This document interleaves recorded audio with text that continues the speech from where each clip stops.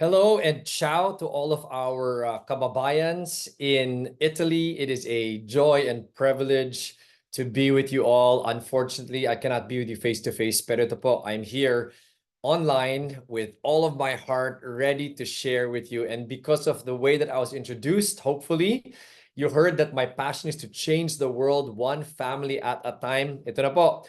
If you're all together, gathered somewhere, I want you to look at someone beside you right now, ayan, anyone near you, and say, magbago ka na. Ayan. Everywhere I have the privilege of speaking, even online like this, I like to engage and challenge people because that is really my passion, is to help effect change. Pagbabago po. So, how are we going to change today? Allow me to share my slides with you all. I have been asked by the amazing Aboitiz Land team to be able to share a little bit of personal finance, which, as many of you might know, is really a passion of mine because ito po, this is how we can all change if we can handle money better. So ang gagawin po natin, we will look at the ABCs, right, of personal finance. And we will highlight real estate investing given the context of your gathering here. At kung nakikita niyo po yung screen ko, what you're seeing right now is one of my favorite coins in all the world. And by the time you're watching this video, I should be in the part of the world where they're releasing these coins. It is the British £2 coin. At favorite ko siya, and it's a disclaimer as I start, because if you look at the sides of this coin, it has the words of Sir Isaac Newton. And he said this, siguro kilala niyo naman po si Sir Isaac Newton, no? He said, if I have been able to see farther, it is by standing on the shoulders of giants. This has been one of my favorite ways to introduce the message that I have for you and even myself, because the truth is, I'm by no means the world's expert when it comes to money or the world's expert when it comes to real estate, but I do know some things. I have been able to learn a lot. I've been able to help people, right? I am a financial planner, as you heard, an RFP also. So this is a passion, an advocacy, and something that I've applied in my life and I've helped others do. And if I have been able to do any of these things, it's not because of me, it's because of standing on the shoulders of giants. Marami po akong mga naging mentor, mga nagturo sa akin. And if you watch that show that I was able to pioneer and anchor called On the Money, marami din po ako nung naging guests who I've learned from and have become in many ways really like giants to me that I've been able to stand on or learn from. And then I'm able to see so much farther. Ito na po. This is what I would like to do with you all in our time together, is share a little bit of what I've been able to see by standing on the shoulders of giants, the ABCs of personal finance, with a highlight on real estate investing. Are you ready? Let's go. Magbago na tayo. ABCs. The first one is A. Assess the big picture. Anong ibig sabihin nito? When we assess the big picture, if we are going to look at our personal financial situation, we start by looking a little bit bigger, and I will give you some big picture data points. What is the larger economic trend? What's happening, whether globally or locally, sa Philippines po. And as we look at this, the whole purpose is not just to look at the data, look at what's happening in the trends, but as we see it, how does this now bring it back to you? How does it go back to you and me to improve our personal economy, no? So, tingnan natin to. And as a giant in my life, there's a gentleman named Dr. Alvin Ang, the former president of the Philippine Economic Society, and he is now the chairman of the economics department in Ateneo de Manila. Sa mga nakakaalam doon, that is a school that I also graduated from. And he has been like a mentor to me. He was also a guest in that show On the Money some years back, and we've kept touch. He does economic briefings. So ito na po, some economic updates that I was able to gather from Doc Alvin Ang as a giant. The first, when we look at the global risks, so big picture for this year and beyond, ano bang nakikita ng mundo ngayon? If you look at the World Economic Forum and the data that's on your screens right now, the most important consideration that the world is looking at as a risk is really the weather. No, extreme weather, sobrang init, sobrang lamig, lots of water and flooding, forest fires, a lot of these concerns. Much of the concern of the world is looking at this as a risk. Yung pangalawa is as we know, sa dami ng technology and information platforms, including GPT, Chat GPT, the various iterations of that is really AI generated misinformation and disinformation. How do we know what is true and not? So looking at that, that is another big risk for the world and beyond. Number three, as many might see, whether in the regions of Europe or North America or Philippines, and as we know, even the wars ongoing in two major regions in the world, societal and or political polarization. So those are issues that are being considered. Many of you are seeing that there's an election up and coming in the US, which is also interesting, all of its own. At ang Pilipinas po is also getting ready for an election year next year. And then cost of living crisis, even as the pandemic has gone down, inflation is still kicking up in many regions. So ito na, cost of living is another big one. The last of the five are cyber attacks. So as part of the wars, these crimes coming in, these cyber attacks, and if you've heard the news in the Philippines, this is also happening in our country. So these would be the big ones. Global. So what is happening around us, the larger economy, the larger world, we're looking at that. Let's bring it closer to home, bring it to us, no? Sa Philippines, what we're seeing is from the data also of Dr. Alvin Ang, and as he cites The Economist, the Philippines, even if there are these political things happening, let's say in North America, in the US, without fanfare, the Philippines is getting richer and its economy is unusually well defended against American politics. Alam naman natin that America and the Philippines have a good relationship, but much of the Philippine economy is also driven by movements in America and their economic movement, right? So the moving in of foreign investments, even to our stock market, right? So there's a great relationship between the two. But interestingly, even if this is a major global risk, the idea of political movements like in the US, Philippines is still getting richer. So let's take a look. Some of the good news, right? Ito, in our region, as you can see, Southeast Asia and even a little bit of the Northern Asia or Northeast, like South Korea, we are one of the second fastest economy in the region if you're looking at that trending. So we are blessed to have that. Another thing that we see is from all of you, our mga bagong bayani, the OFWs, we are back to pre-pandemic levels. Siyempre, bumagsak siya nung it dropped during the pandemic, as you see, 2020, 2021, but it started to kick back up. So we are normalizing, fortunately, thanks to all of you and the hard work you're all putting in. Pero ito po, something interesting about all of our bagong bayanis, all of you, is that real estate is becoming very hot, right? Very interesting. This is a fun fact for all of us. Good news. Again, from the date of Doc Alvin, you're seeing the article here by The View, for example, and even Forbes, where it is a gem. And some specific segments like the luxury housing market, right? So there's a lot of this still happening and it's becoming hot in the Philippines.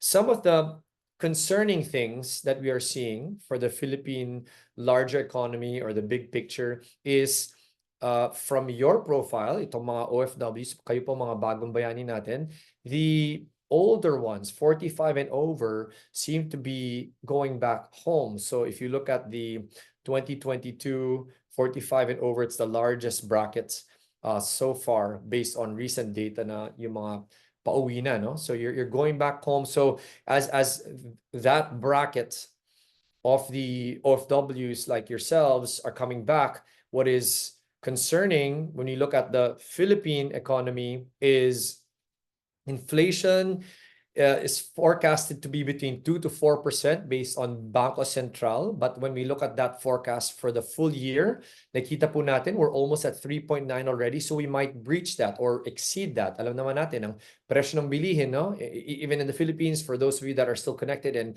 checking, you'll see that it is still quite high and concerning as a result of things like this inflation finding. Ito na po.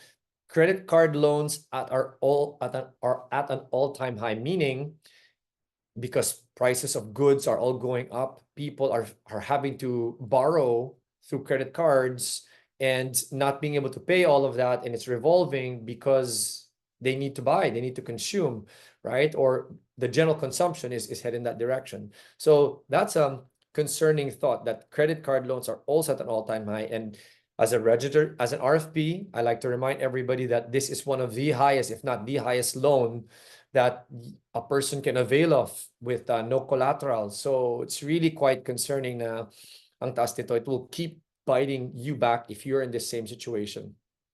And even if savings did increase during pandemic dahil hindi po naglabas ng pera, everyone was holding back, waiting to see.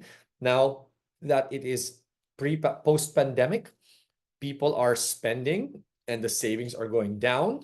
They're even putting out credit card loans, as you saw earlier. So there is a decrease in the savings of the Filipinos drastically. Itong mga nakita natin, no? So that is a concern. So why are we looking at the bigger picture? As I said, when we look at assessing the bigger picture, we want to be able to see what's happening so we can understand it.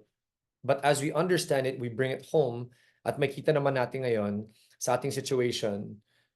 Maybe some of you are in credit card debt right now. Maybe some of you are also depleting your savings and you're affected by the inflation, right? So we want to then, from the big picture of what's happening around us, some of the good news, some of the concerning news, we bring it back home and say, I can't control all of these pieces around me, but I can control the things that are within my purview, my family, my spending, my income streams. So we want to, instead of getting focused or overly concerned about the larger economy, the political activities, etc., let's focus on what we can control and our personal economy. Yan, kung may katabi kayo, if you're beside someone right now, again, if you're watching, you're seeing this video live and there are people around you, look at the person beside you and say, focus on you and your personal economy. So focus on you and your personal economy, right? So let's do that. After assessing the big picture, let's now go to B. Ano ba yung kontrolado ko? What can I control? Let's go back to the basics. And I love the basics because if you're a sports fan, which I am, if you're a basketball fan, like I am, we know that the fundamentals are critical. Kung magandang fundamentals, magiging ganda yung galaw and you'll be able to win better. So let's go back to that even in the personal finance world. Let's make sure our fundamentals are well and strong. And as you're seeing in the text in blue, let's make sure we understand these basics and do our best to master it so we keep building on them.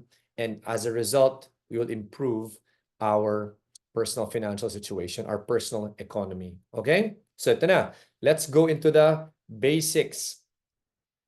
I like how, as an RFP, financial planner, I want to make a disclaimer here, a registered financial planner. We do not sell any products, so I'm not here to sell you anything, right? Even real estate, that is not my main line. I am a financial planner in general. So I have friends and other consultants who do specialize in real estate. So part of what I will share in the real estate space would be through friends like that, no, other giants, if you will. And if you have more questions in that specific line, the Aboitiz Land team is there to help you guys on the ground. In the meantime, as a financial planner, as I said, I'm not selling any product, but I like to think.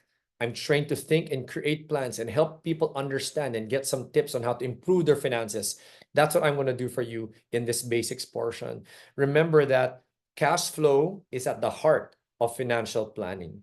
So pasok ng pera, labas ng pera. So that basics, no, we'll look at that in detail to see how you can apply it in your own circumstance and what ways you can help improve the parts of that formula in cash flow. Okay, so tana, let's get started. As we look at the basics, this is one mindset, cash flow. Let's now look at these 5 components of money. I like to say there's just really 5. Pagdating sa pera, personal finance, it really just boils down to 5 things that we need to know and understand and then master, right? So these 5 things, and then I'll show you what it looks like in the cash flow, that line we just saw earlier. Number 1 is to earn. Number 2 is to give. And I like how I put that in this finger because if you're going to ask me, not wearing the RFP hat, but as an individual in my own experience, one of the most powerful aspects of personal finance that have changed me has been giving. That's why I put that as this finger, the number one, give, right? So earn, give. Number three is save. Number four is invest. Number five is spend. Anong pagkakaiba niyan? So earning obviously is how the money, the cash you're able to get in. Giving is the money you're able to give for various reasons. Save and invest, I need to clarify this. Bakit magkaiba yan? Saving is tinatabi mo lang. You're putting that aside. Investing is tinabi mo and it's earning money. You set it aside, saved it, but it's making money for you. That is investing, right? There's a difference because I can save my money in a piggy bank, 5 euros, 10 euros, 15 euros, 5 euros every month, right? Or in pesos, 5, 10, 15. But it will not exponentially grow or will not grow significantly unless I start investing it, right? So invest is different. And then spending obviously is what we do for all of the wants and needs. You're in Italy right now, buying genuine leather, right? Spending on those things, or a nice gelato, right? And those experiences. So I think you understand what I'm saying. So let's remember that.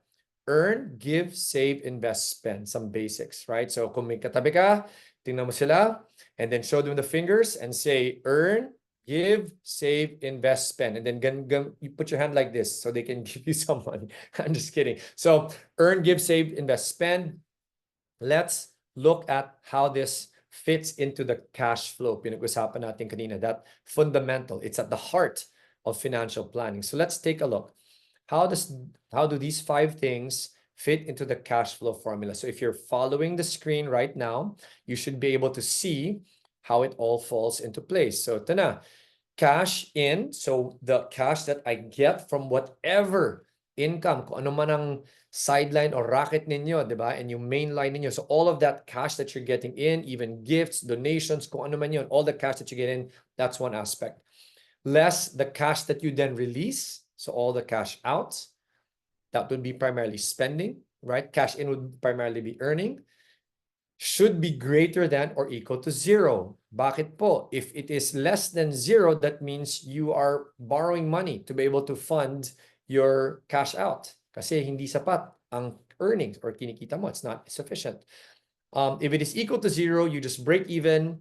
And if you're seeing the box on top, give, save, invest, you won't really have much to give, save, and invest if what you are earning is just exactly what you need for all of your spending, right? So you'll need more to be able to give, save, and invest than what you spend. If you're able to get more than 0, then I would say you are happy. This is what we want. This is healthy financial planning, where you are able to obviously make more than you spend, so that then you earn more than you spend, so that you can give, save, and invest. All right. So that's it in a nutshell. Let's now look at specific tips. Paano ba? If I'm going to go back, bring back the basics, control what I can, my personal economy, where I'm at right now.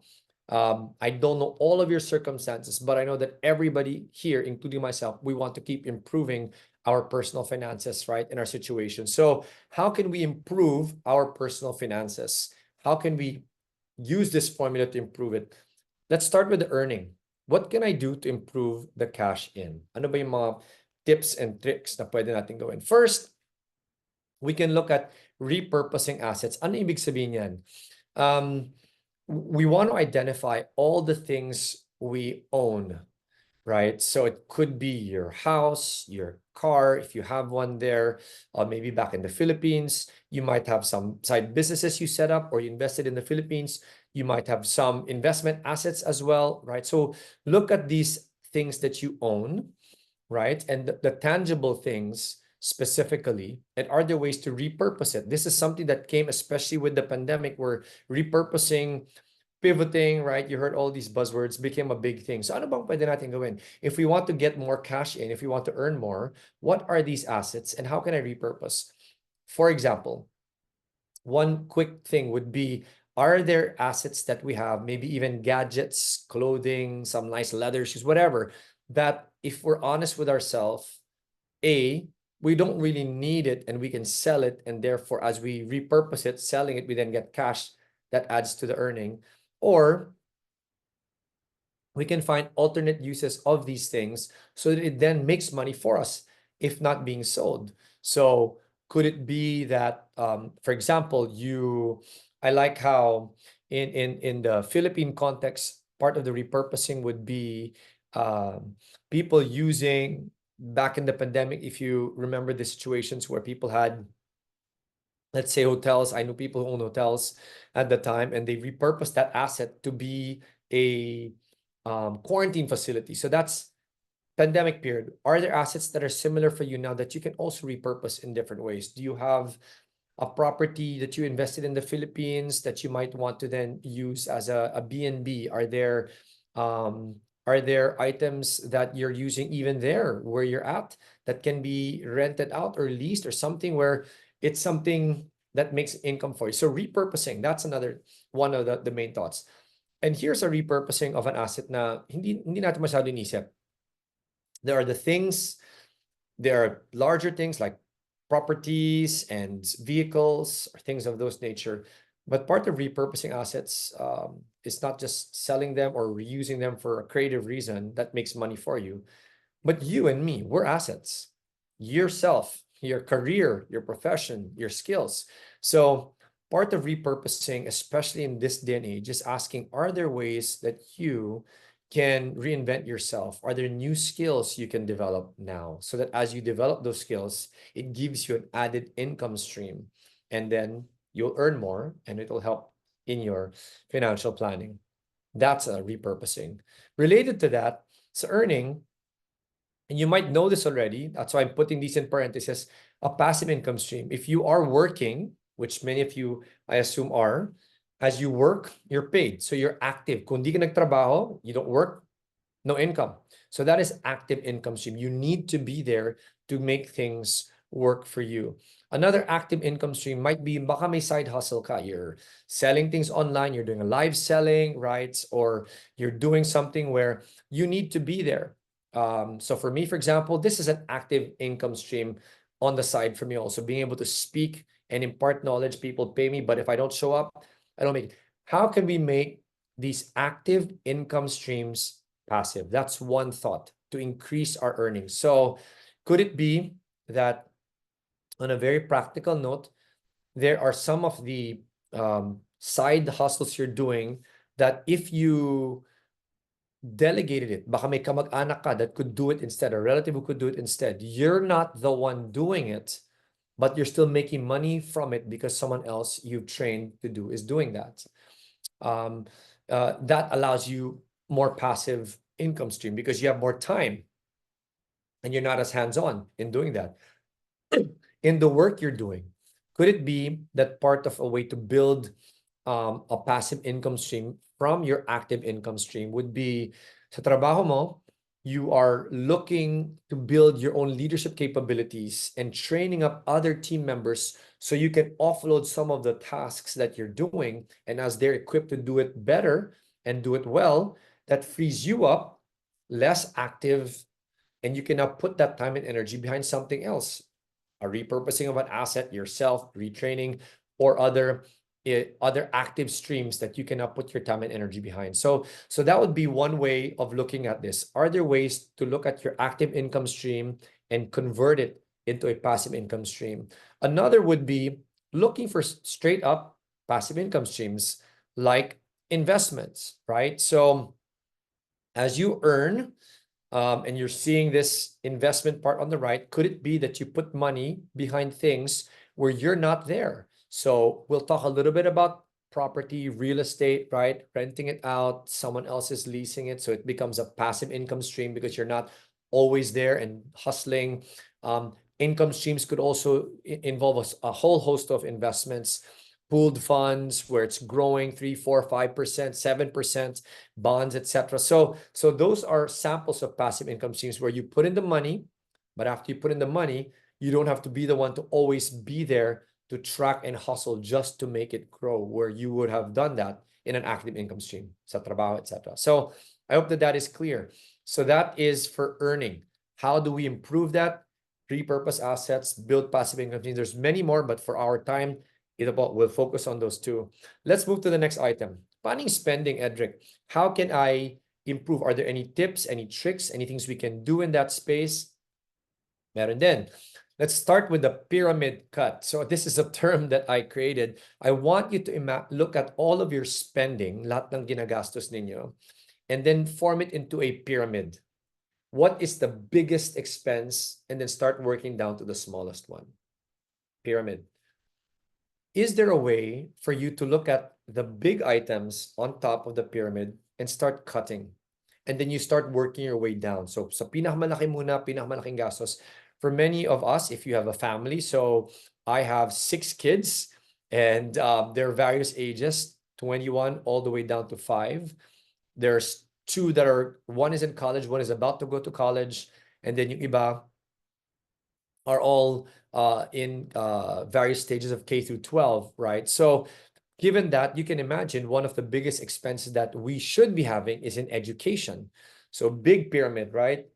But what we've been able to do as a cut to that pyramid to help us reduce our spending, so we have more money to put towards giving, saving, investing, is in that education. My wife and I have been homeschooling our kids, and as a result of that, the education costs are much, much lower than sending them to private schools. Of course, sa college, ibang usapan yan, right? So one of them is the US. But for the K through 12 stages, we saved and we continue to save so much money, excuse me, because we are homeschooling. That's one way to think about pyramid cuts. What are your big expenses? Are there ways to cut that? And there are so many upsides to homeschooling, which we can talk about separately, or just Google me. You'll see me talking about that because part of my ventures in education is in homeschooling. So we've built homeschooling platforms and services that have helped families in over 30 countries in the world, especially during the pandemic, right? So people were able to cut. It could be food spending, right? Instead of that could be your biggest chunk for you and your family, and you're eating out a lot. So maybe that's a way to cut. It could be housing, right? Part of what we've seen, especially in this new economy, this new world where there's a lot of flex and even virtual experiences like this, and even work, is cutting back on the housing, right? So can you find a smaller place, maybe farther away from your work, or rent instead of, find rentals that are cheaper in other places, rather than paying off your hefty amortizations, right? So find creative ways to cut on the big things and work your way down. And as you work your way down, part of what I want to do is challenge all of us to think about, do we have bad debt? Maybe part of the reason why you're struggling through the spend parts and this cash out is big is because daming utang. And this is a hard situation, right? In a time like this, as you saw earlier, credit card debt is ballooning, savings are dwindling because inflation and the greater economy has been challenging, even if the Philippines GDP is very healthy in the region. What do we do about this debt? Ang suggestion ko, if you're in this situation, is you want to identify first, do you have good or bad debt? And if you've heard me share this before, great. If not, let me tell you again. My simple definition of good and bad debt is the following. 2 very simple criteria. Good debt is debt, or you're borrowing for something that appreciates in value, like real estate, for example, right? Or you're pulling out debt for something that is something you can pay for. So those are the 2 criteria. Good debt is debt on something that appreciates and something that you can actually pay for, you can afford to pay for. So if you're borrowing money for real estate and you don't have the money to pay for it every month, then that is going to be bad debt because you don't have the money, right?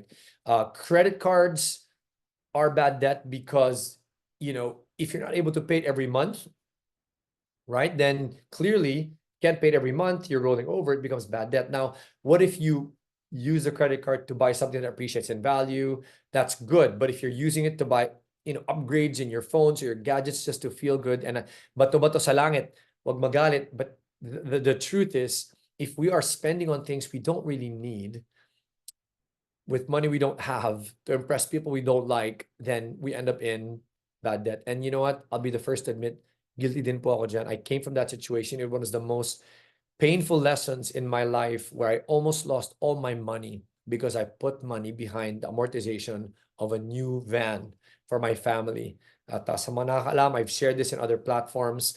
So that was a very painful but real lesson for me, and it was a wake-up call. So I have, since that point, I've been fortunate, blessed to say that I have not gotten back into bad debt since then. So I want to encourage you that it is possible. So think about it. Are you in good debt? Do you have good debt or bad debt? If it is bad debt, you want to kill that. If you want to improve your financial situation, your personal finances, you need to look at the bad debt and kill it. Kill it right away.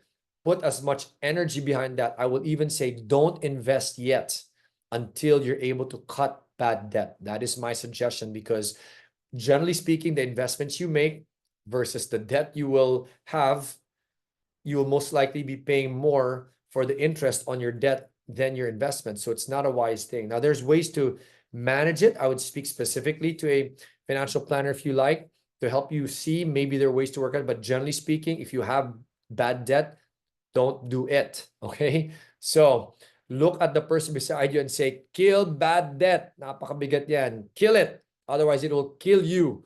Okay. So that is a tip there. Number 3, I talked about the pyramid. Big, you cut and you work your way down, right? And then, oh, busina muna, look at bad debt. I would encourage you, down in that pyramid, there are small things you're paying for that one of my guests, I think it was Efren Cruz, the father of personal finance in the Philippines, who called it money mosquitoes. Naging guest ko din ata.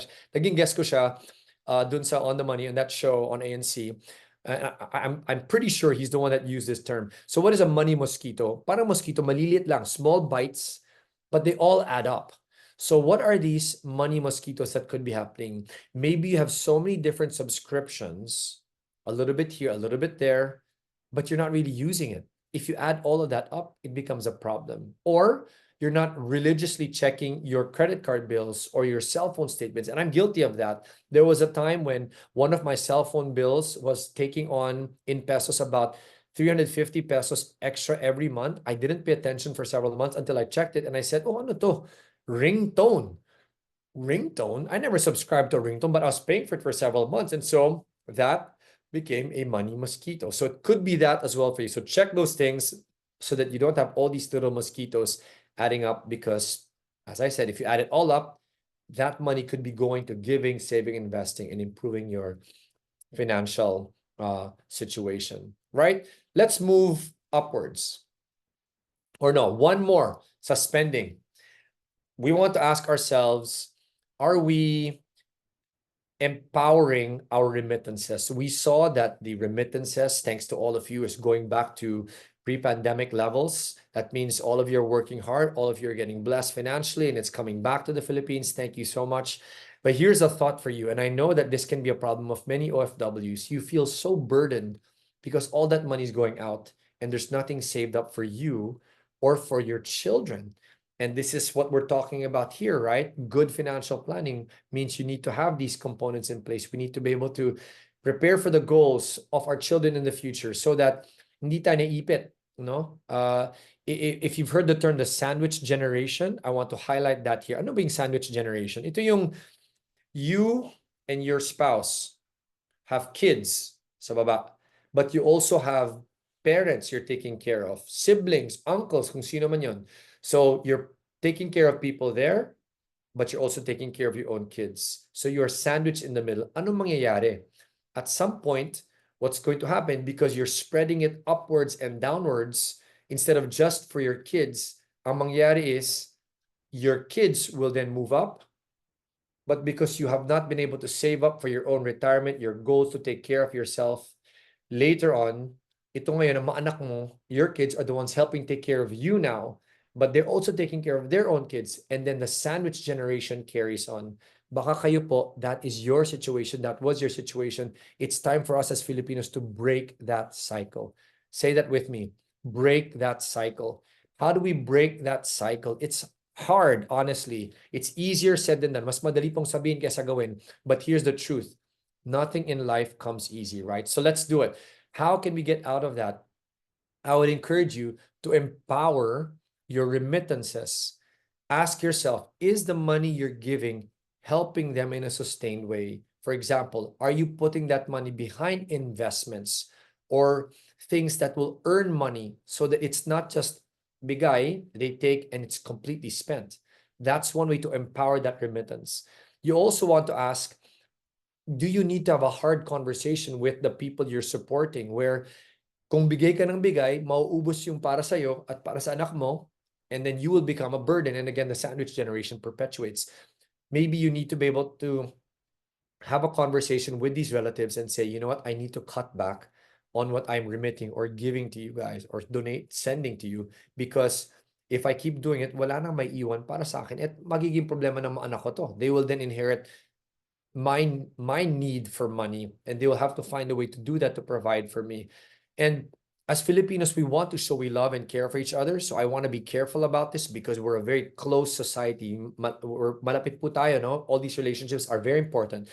So to help make it easier, what we have found helpful is to get a third party to be part of that conversation para mas nagiging objective. Hindi parang personal na, teka, ikaw yung anak ko, bakit wala kang utang na loob? Hindi ka na nagbibigay sa akin yan, or hindi mo na binibigay yung dating binibigay mo. So to prevent all of those uncomfortable conversations where people can get hurt, I encourage you, maybe you might want to consider looking or talking to and consulting someone, a third party, to help you have that conversation, right? So that is an empowered remittance. You are helping the people you are giving the money to by making sure that the money makes money, right? Hindi lang bigay, that's one possibility. Or you are cutting it so that it is helping them, but it's still allowing you to break free from the sandwich generation.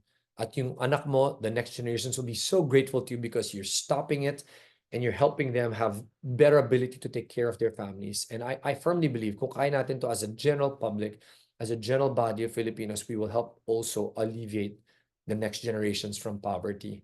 So, empowered remittances, okay? Let's now look upwards. Giving, saving, and investing. What are the tips there? So if we are able to earn, get more cash in, and then spend properly, reduce the cash out by the tips that you heard here, you'll have much more to put behind giving, saving, and investing. So for giving, I would suggest, sabi ko nga kanina, it's the number one, diba? This is something that has changed my life.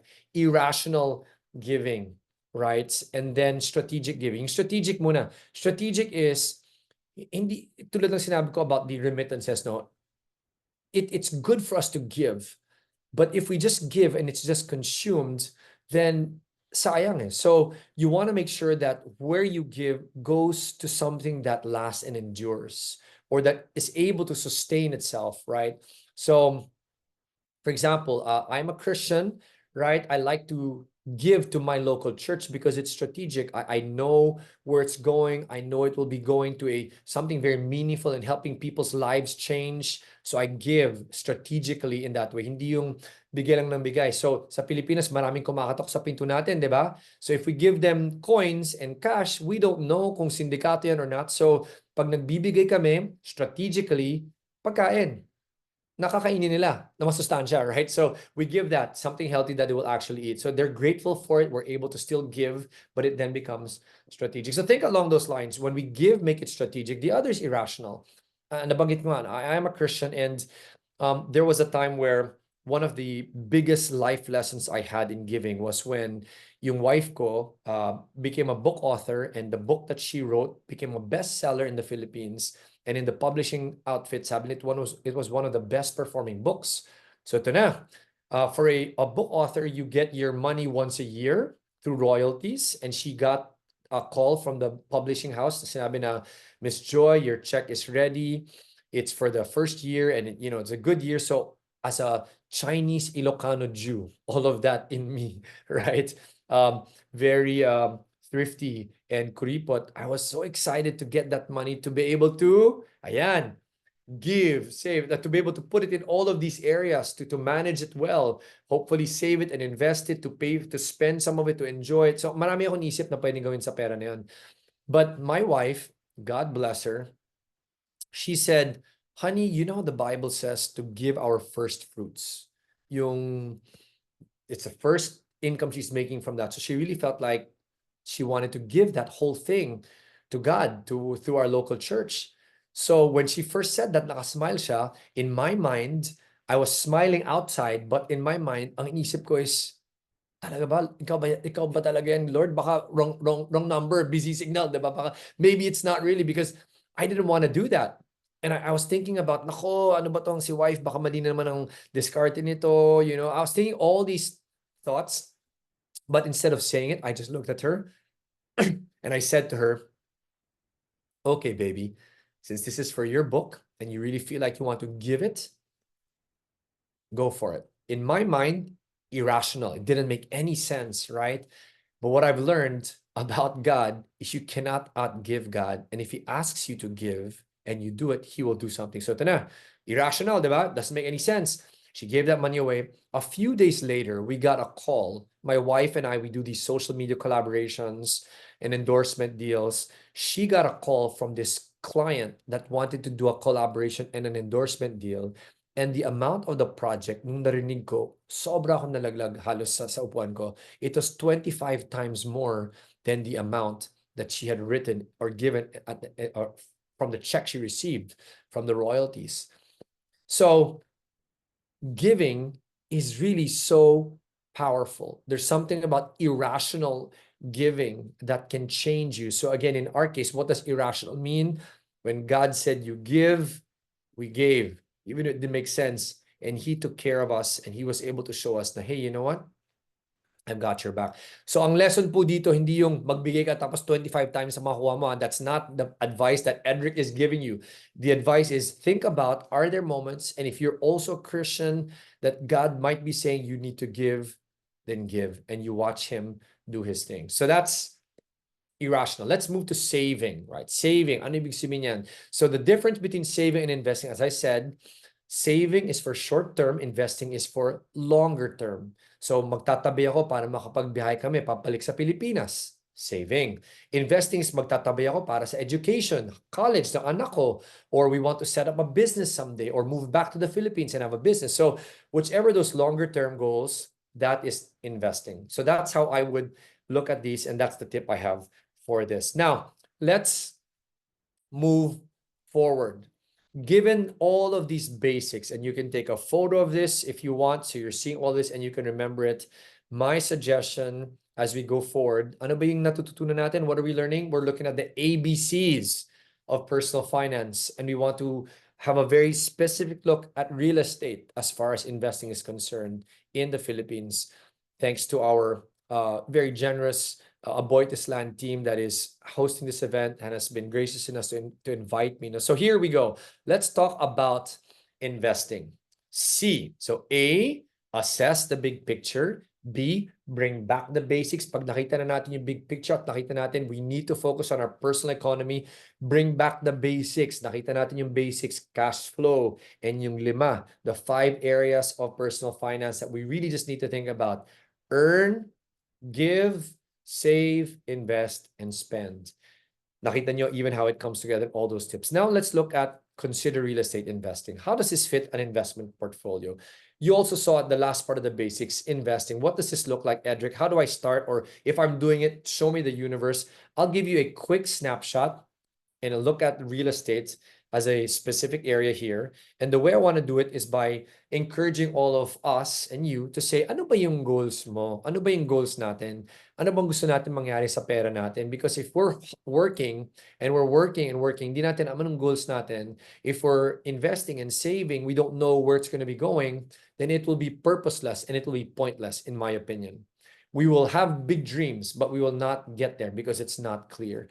Or we will be setting aside and saving without any goals. It will be aimless and you will find yourself more frustrated. So look at those goals. Example ng goals, yung binanggit ko kanina, college education, kailangan mong save and invest for that, or a permanent move back to the Philippines, or a permanent move to another country, or setting up a business. So things that are substantial in nature, or maybe your own home, right?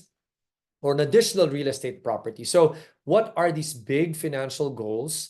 And then look at when would you like to achieve it? When would you like to have all that money put behind that goal completed? And then you can check off that goal. So break it into three main segments: short, medium, and long. Bakit po? Why is this helpful? 0 to 2, 3 to 5, 6 plus. It will help you then match the right investment. So if you know what your goals are, short term means you can only go into low risk investments, generally speaking. Medium term means you can only go into medium risk investments. And then long term, you can afford to go in higher risk, because with high risk, there's higher return. But you're only able to do that if you have a longer period of time so that the risk for you is lessened. If you go into something high risk, in 0 to 2 years, ang chance na makuha mo yung pera will be low, or maybe high, but the chance that you will lose the money is also high. So if you lose it at that point, problema yan. So you really want to match it. Ano ba yung goal ko? And then find the investment that is low risk for short, medium risk for medium, and high risk for long. All right, so let's look at the general universe of investments and what kind of risk they are para pwede mo ngayon i-match. Ano ba yung pangailangan ko? What is your specific financial goal, and what investment can then match that? So this is by no means a comprehensive list. Hindi po ito yung lahat ng existing, and there may be options available to you in your region, like in Italy, that you might want to look at. But here's how we need to frame investments. You need to look for investments that you understand. Look at the person beside you at sabihan mo siya, look for investments you understand. Alam mo, meron kaming naging scam na feature nung nasa show kami, and I remember yung may isa pang pastor, no, sa isang maliit na church, they were scammed 3 million pesos because of the Aman Future scam that unfortunately our kababayans back in the Philippines were victims of. How do people get into scams? Sabi nung deputy SEC chairperson sa feature namin, nung tinatanong namin yung pastor, nag-interview, tapos tinanong namin yung chairperson, sabi niya, ang problema sa Pilipino, we often trust the singer more than the song. Ulitin ko yun, we trust the singer more than the song. Ang ibig sabihin nun, sinabi kasi ni ano, okay, so pasok agad ako. So don't do that. You want to make sure that you understand it. And when I say you understand, yung kaya mong ikwento sa anak mo na 9 years old, ganyan, di ba? Daddy, ano ba yan? Ganito lang yan. And if you're able to explain it simply, it's something you understand. If you cannot, then maybe it's something you don't want to get into yet. Also, an investment, as you're seeing on the screen, is something that is purchased with money that is expected to produce income or profit.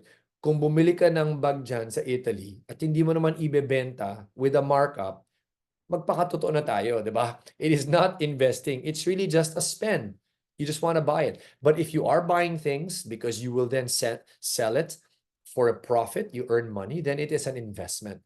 So let's look at the world of investments that are available in general. So there's three types generally: ownership, an investment that is yours; lending investments, I'll give examples; then cash equivalent. So cash equivalent, ito yung mga money markets. Very low returns generally, but also very low risk, right? The banks, when you put a deposit in a bank, it's actually lending. We're actually lending them the money. That's why they give us a interest, ideally, and what they will do is then they will take that and then get other loans or give out loans at a higher rate, and the difference between what they give you as a rate and the rate that they lend out is how they are able to make money. So bank deposits generally, right? So that's also very low risk kasi alam natin, this can be covered by PDIC, right? For the Philippines, there's a certain amount insured, and generally the risk of that happening are very, very low also. But the returns are also very low. In recent months and year, because of the economic situations and inflation, we've also seen that their deposits have been somewhat higher. So these can be interesting options at lower risk, right? Bonds generally are lending instruments because if a company releases a bond, we're actually lending them money so that they can use it for their businesses. And as their bond to us, they give us a promised amount or return as a result of that, right? So that's another lending investment. The ownership would be stocks. I own a part of the company. I become a shareholder. There's higher risk here, right? But there's also higher returns that can happen there. Business, if you start a business of your own, also, you know, it is your own business, but there's higher risks involved, higher returns, possibly. Real estate, there's ownership involved, It's a medium risk here for real estate because land and general buildings won't go away, they won't disappear, right? So for FX and cryptocurrencies, these kind of investment instruments are ownership, but as you know, are very high risk, very volatile. Alternatives, collectibles, medium. You can even argue that real estate can be low in terms of risk also, but because of the amount necessary to shoulder, it might be a longer term thing you want to really consider. Pooled funds are low to high depending, right, on which type of pooled fund. So if it is in stocks as a base investment, tapos nakapool yan, then it's high. Whereas if it's the others, it can be low. Some are money markets, etc. So they're arranged. And for pooled funds, this is generally a starting point for people who have not yet gone into investing. So kung kayo to, you can start off with pooled funds, and these are free sites in the Philippines where you can go to see pooled fund options. So PIFA is for mutual funds in general. UITFs is another type of mutual fund or a pooled fund. It's not a mutual fund, it's a pooled fund that is regulated under the banking sector, whereas PIFA is under SEC, mutual funds. So these are standalone companies. And there's many hybrids of this already now. So you will hear things like so mutual funds, you'll hear various versions under different groups and even banks that are offering these different types of products now. What makes them simple is you don't have to track them, and pooled funds are managed by the entity, and whatever return that fund manager is able to make from the pooled money, everybody benefits from, whether you put in €1 or 10,000 euros, it's the same percentage return, right? So that's why it's pooled. Iniipon yung pera, they put it in investment, they're able to make more as a result of that, and then everybody benefits, right?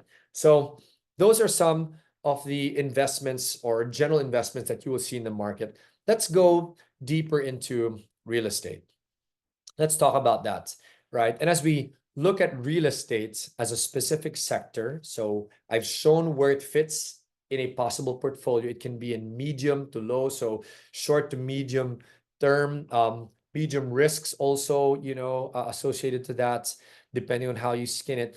Let's answer some questions. The team has provided some questions that need some answering. There's 4 of them, and they're mostly focused on real estate. So I want to use this time to answer them now. The first question is, why is it better to invest in real estate instead of business options like franchising, etc.?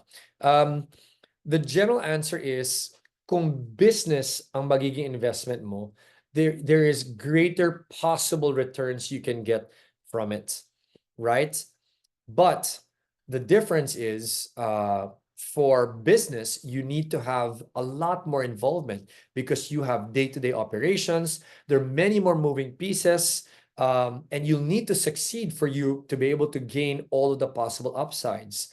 But if it fails, you lose everything, almost everything, and you might even be in debt and have to pay for all those things. So there's so much loss that can happen, which is why it's high risk, right? There's much to gain, but also much to lose if it fails and fails miserably.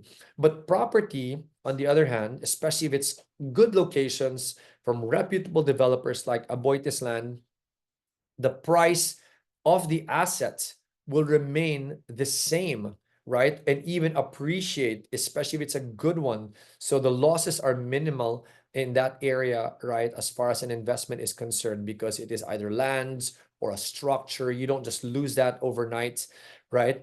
It also provides a consistent return with minimal mental and physical load. So you don't have to be involved in day-to-day operations, checking on things, people, etc., that a business would otherwise entail, no? So that's why it can be a better option for investment for all of those reasons: the operational side, the grunt work, and the upside and downside, right, that I presented for both scenarios. So that's something to think through. And a large part of that has been insights from a dear friend whom I will state in a little bit, who is very much a specialist in the real estate sector.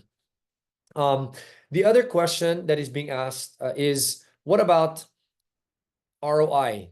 How can I achieve this in real estate easily. Now, I need to say this for any investment, if anybody says you will get high returns guaranteed quickly, those are the three signals that it's most likely a scam. High returns guaranteed quickly, right? So I'm saying that because the truth is, any investment will involve risk. Even real estate will involve risk, as you saw earlier. So if you want this and you see this fits your portfolio, your goal to be able to achieve, if you want to get quicker returns or as quick as possible, what do you need to be able to do? Right? There's two things you can do when you talk about returns for real estate. The one is to buy it and then sell it. So if you sell the property quickly, that is one way to immediately gain a return quickly or easily, right? Is the quotation mark I want to put here. It can be depending on what you sell it at, depending on market value, right? At the time you buy and the time you sell, that selling of it will provide quick returns that can be 2 times, 5 times, depending on the value of the property at the point you do sell it after you acquire. So that would be one way to be able to make a return in real estate. The other way to make a return that is substantial would be through rentals. So if you're able to acquire a property and then you start renting it out, the thought you want to have is as soon as you're able to get that rented, then you're able to get returns, and again, quickly or easily on that property. It becomes a steady cash flow, like in the words of my friend, and I'll mention his name now. His name is Carl D. Like a goose that lays the golden eggs, right? So that's that's one way to frame this whole thing, getting returns in that way. Be careful about using the word quick, but I want to say significant gains would be in one of those two ways, right? Buying and then flipping it. The other one would then be buying, renting out, and then being able to gain from that is what we're learning. And if you want to contact that friend of mine, so I mentioned Dr. Alvin Ang as the economist earlier, you can look him up to learn more about big picture economy for real estate. If you want financial planner perspectives on real estate, you can contact Carl D. I am Carl D on IG or Carl D on Facebook, right? And you can even Google him, look for his private coaching if you want that. But there is also, to be very specific in real estate and the options you're looking at, there's the team on the ground there, all of the Aboitiz Land team who can help you guys as you think about real estate. The third question related to this is, what is the best type of property to invest in? And again, citing the sources of friends of mine and some of the information I have, this is a broad, very broad question, obviously, that would depend on your goals and your unique situations. But let's frame it. In general, the best type of property to invest in would be land that can make money for you even as you own it. So what does that look like? You have land, and then there's a tenant that goes on it, like a McDonald's or a Jollibee, right? Big franchises that then rent from you. Then obviously you own the land, you get rent. That is a good investment because you own the land, but you're making money off of it as well. It is, and the land itself, not only the income you make from the persons on it, but the land itself appreciates in value. And you can say that the land option is, as opposed to the, let's say, a condominium, you can also buy a condo and then see it appreciate while you get tenants. The difference is obviously commercial land like that, where you're able to put in tenants, is so much higher. So bring it to your world. You might want to look at long-term property investments, right? So looking at rental returns and making sure that as a general hurdle, when you invest in a property that gives you rentals, let's say a condo, the returns you get are higher than what the banks would give you. So in Philippines, some deposits can go as much as 6-7% now, and that's just a basic time deposit, right? So you want to use that as your benchmark. If you're able to get more than that, it's generally a good property to invest in so that you can get rentals that make more than that hurdle. But if it's longer term, very much like the example of the land where you have a tenant on it, if you're able to think longer term, so 6-7 years and beyond, for condos, for example, with tenants, and it makes a little bit at par as what banks would offer, that's also okay, because similarly, if it's a good location and it's a reputable developer, the property value itself of that condo, for example, will also increase. So you have capital appreciation on top of the rental income. So at some point, if you need to liquidate, you sell it, you make money, and it's definitely going to be a good investment, right? So those are some things to think through in this third question. The final question is avoiding risks in my investment, given that I cannot monitor it all the time. So I did say earlier that you cannot avoid risk. There will always be some type of risk. So the question we want to ask, hindi yung, saan ba walang risk dyan? Ang tatanong natin is, what risk do I need to take? And how will we know what risk we need to take? Depends on the goals that we set up earlier that I showed you. So assuming you've matched that and you now find real estate to be a good investment for you, or whichever it is, how can you monitor it all the time? My suggestion to you would be, let's think about the investment right now. If it is something you cannot monitor properly, then the truth is, number one, maybe you want to reconsider whether you should invest at all. Because if you can't monitor it and properly calibrate it towards your goals and see if it's getting there, that might not be an option for you. Second, you might want to find someone that can monitor it for you, right? This is where fund managers come in. That's why I talked about options like pooled funds, or if it's rental properties, a property manager, right, that then tracks it and make sure that it works for you.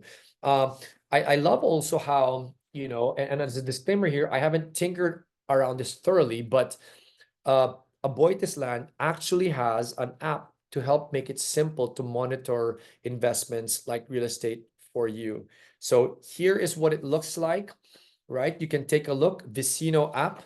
You can look at the link here, copy that, or to keep it simple, just Google Vecino app. That's Vecino, as you're seeing on your screen, app, and then Aboitiz Land. It'll bring you to the page, and you should be able to go through it quite easily. And again, there should be people on the ground to help answer that for you as well in detail. So let me wrap this up, guys. Marami tayong pinag-usapan. It's a mouthful. I feel like I'm teaching a lifetime of lessons in a short period of time. What are we learning? The ABCs of personal finance. We've just looked at real estate. A, assess the big picture.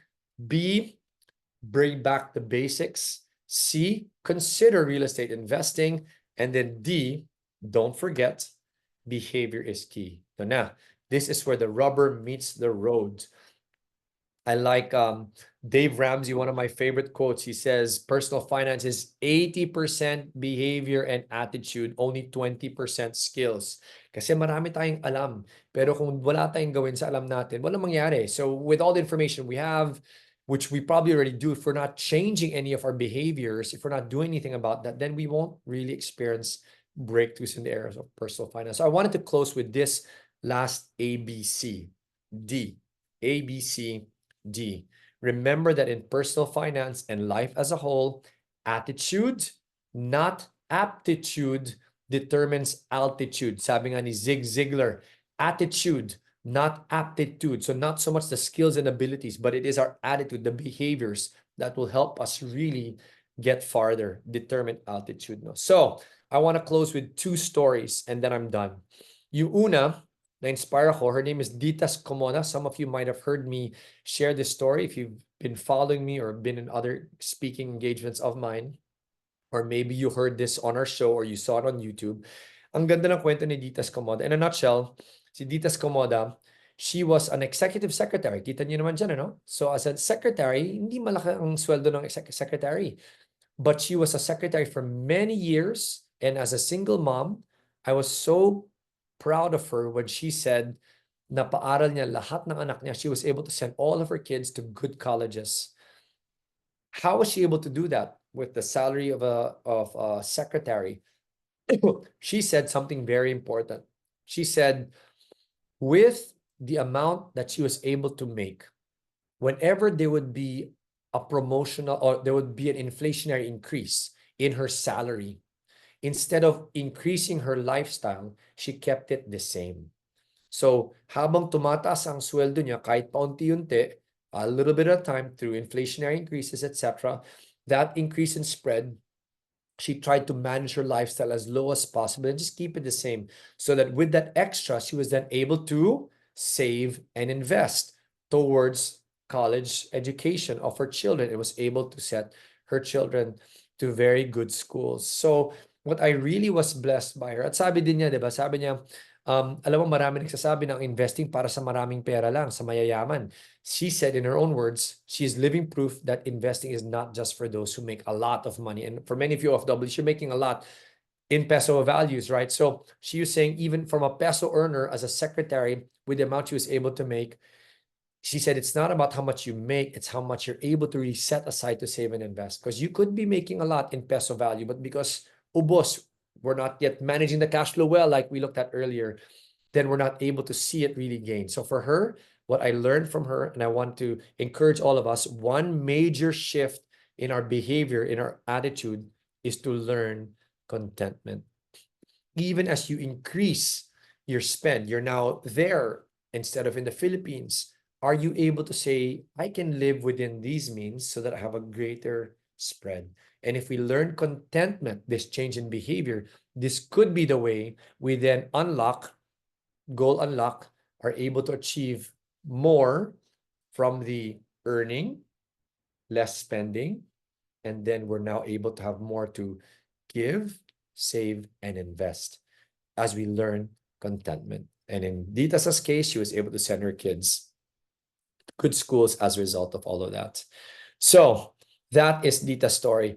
Last story that I want to share with you. I have 6 kids, binanggit ko nga kanina, and one of them, when he was about 11 or 12 years old, medyo may entrepreneurial abilities itong anak kong si Ida ng pangalan niya, no? He started looking at business by creating these concrete pots. And when he joined this juniorpreneur exhibit in the Philippines, an event, nanalo sila ng best display, all of that. Pero nakita niya na, wow, ang hirap pala kumita ng pera, because after all the money he made from those pots and he paid my wife back for the money she put out for all their equipment, he made 1,500 pesos. You know, he mobilized his siblings, yung mga kasambahay, his friends, just to make all of that for such little money. But it did not stop him. He found another business. He said, you know what, I think what will sell better are slime. Nauso ang slime eh. So mga kaibigan niya, mga kamag-anak. So he said, why don't I make slime? And as he was looking at the slime business, he realized that, you know, he needed more capital to expand, to have more. He set up an IG page, pero kailangan pa niya ng puhunan. So he said, Dad, can I borrow money? I said, no, you're going to have to figure that out on your own. So he couldn't borrow from dad and mom anymore. So he went to one of these bookstores in the Philippines, and he saw a contest. When he was about to buy some glue for his slime, he saw a contest. And the first prize was 100,000. The second prize was 50,000. The third prize was 10,000 pesos. Sabi niya, uy, this might be an opportunity to get the puhunan, the capital he needs to expand the business. So my son, his first business, his lesson, his second business, he starts making slime that would qualify for the competition. And to cut the story short, you have to get, you know, the top votes, top 10 most voted contestants by showing their video that they created on their own, and the product, the top 10 would make it to the finals. We found out that he made it to the top 10. So he told us, Mom, Dad, can you, you know, please put your, no, sorry. He said, Mom, Dad, can you please put use your social media platforms to promote? So we did. We promoted his video, and we didn't hear from him. Weeks later, we got a call. Apparently, he made it in the top 10 because of the voting. But we got a call, and the call was to my wife, and they said, is this Mrs. Mendoza? My wife said, yes. Sabi nila, Mrs. Mendoza, we want to let you know that your son, Eden, won first prize in this contest. So my son, because of his perseverance, was able to win first prize, and he was so delighted to be able to get that money and expand that business further. Maybe for some of you in your journey in money, what you also need is to develop perseverance.